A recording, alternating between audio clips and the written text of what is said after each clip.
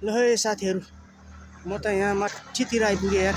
के अरे भाइ त्यो के हो खेल्ने हो? सिंगल ट्री हो त्यो। सिंगल ट्री हो? केङ खेल्न पाइन्छ त्यो घुम्ने छ त्यो बिजुलीबाट चल्ने होला है। यसरी घुम्ने? त्यो विद्युतबाट चल्छ त्यो। हो र त्यहाँ के त्यो पैसा लिन्छ त्यो चढ्न? हजुर चार्ज लाग्छ। चार्ज कति लाग्छ होला 2-3 खयो। हो र ए ल त्यो बिजुलीबाट चल्ने पिङ अरे त्यहाँ चाहिँ अब हेर्नु साथीहरू त्यहाँ त्यहाँ माथि छ हो त्यहाँ घुम्ने माथि डाँडोमा यस्तो भ्युजहरू छ यहाँ त। म त माथितिर आइपुगेँ यार। अब हेर्नु यहाँबाट कस्तो छ त माथि छ डाँडोमा त्यहाँ चाहिँ यहाँ माथि रहेछ एउटा यास्तु भन्ने रेस्टुरेन्ट। म त यहाँ माथितिर आइपुगेँ साथीहरू। ल हेर्नु त यो कस्तो रमणीय ठाउँ यार। यहाँ पुरा काठमाडौँ भ्याली देख्दो रहेछ। ललितपुर भक्तपुरदेखि लिएर एकदम रमणीय ठाउँ रहेछ यार यहाँ त।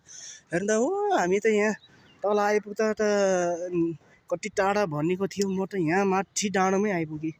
यहाँ चाहिँ पखेरामा होटेल जस्तो त्यो कुना कप्चामा राखेको रहेछ।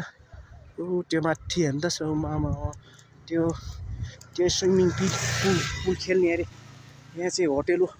भित्तामा होटेल छ यार। त्यो देखेको छ नि त्यो पिङ जस्तो अलिकति बार जस्तो हो।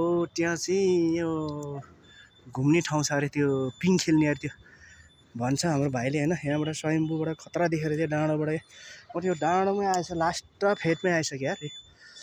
यो सिङ्गल ट्री भन्छ यसलाई। यो जङ्गल फेद पर्यटकहरू घुम्ने ठाउँ यहाँ डाँडोमा रहेछ यार। हेर्नु त म त यहाँ त कहिले अहिलेसम्म आएको थिएन यार। आज फर्स्टचोटि आइपुगेँ यार।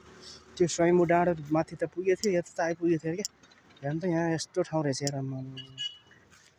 ल है एकदम राम्रो ठाउँ रहेछ यार।